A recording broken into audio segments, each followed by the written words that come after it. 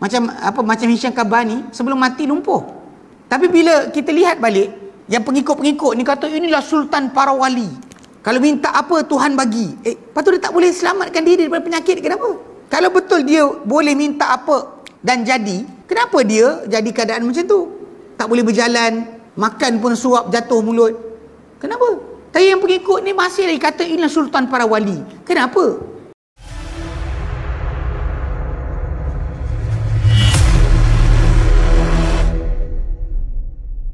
Kathratul qatli, banyak berlaku pembunuhan.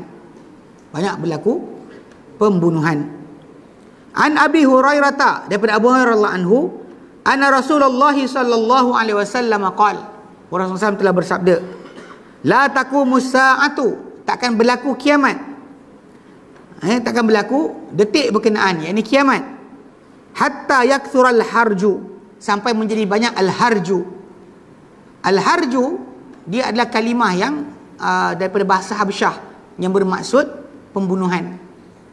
Dia juga bermaksud ketidakstabilan, bergoyang. Haraja, berbolak-balik, keadaan yang tidak stabil. Itu panggil haraj, bergoncang. Dia sebut goncangan. Apa goncangan tadi? Nabi terangkan. Qalu, mereka berkata, wa mal harju, apakah dia? Al-harju itu ya Rasulullah. Qala, baginda bersabda, al-qatlu, al-qatlu, pembunuhan. Rawahu Muslimun, diriwayatkan hadis ni oleh Imam Muslim. Wa fi riwayat al-Bukhari, Imam Bukhari pula, an Abdullah bin Mas'ud, daripada Abdullah bin Mas'ud radhiyallahu anhu, Nabi SAW bersabda, baina yaday saati, sebelum daripada kiamat, sebelum daripada detik berkenaan, yakni kiamat, ayyamul harji, akan berlaku hari-hari goncangan, hari-hari ketidakstabilan. Yazulu fihal ilmu, yang akan hilang padanya pengetahuan. Wa yazharu fihal jahlu, dan akan nyata padanya kejahilan. Mana benda yang kadang-kadang bodoh sangat pun jadi macam orang tak kisah. Zaman kita sekarang ni kan, minum air kaki pun aci, masih lagi orang happy. Ambil bulu janggut pun celup pun orang masih nak juga. Macam seolah hilang akal. Macam akal dah tak ada. Seorang tu kadang-kadang macam kita lihat kan, bila orang kadang-kadang bila zaman kita sekarang ni, tok guru yang diikut tadi tak boleh selamatkan diri daripada kesakitan, penyakit. Contoh kalau tuan-tuan tengok dulu Nazim Haqqani, Hisham Kabani, dia bertarikat Naqsyabandi kan. Mereka sebenarnya tak mampu untuk menyelamatkan diri mereka sendiri. Sampai itu peringkat makan pun jatuh mulut, kena suap. Macam Hisham Kabani sebelum mati lumpuh. Tapi bila kita lihat balik, yang pengikut-pengikut ni kata inilah sultan para wali. Kalau minta apa Tuhan bagi. Lepas tu dia tak boleh selamatkan diri daripada penyakit, kenapa?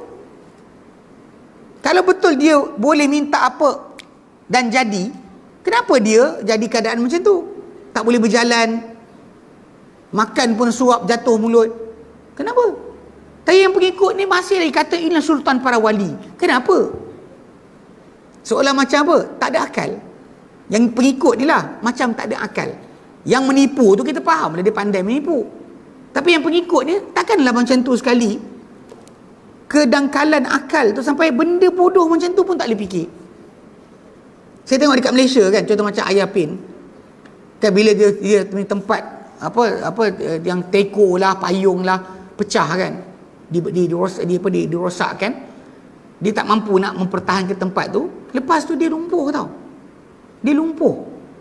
Dia mati lumpuh. Tak boleh berjalan. Mati dan keadaan lumpuh. Tapi yang pelik pengikut ni masih kata Ayah Pin lah Tuhan saya. Harun Mat Saad yang kata Tuhan Harun. Bila kena tangkap dengan polis sampai satu peringkat di mana duduk atas kursi roda pun kepala pun tak larat nak angkat.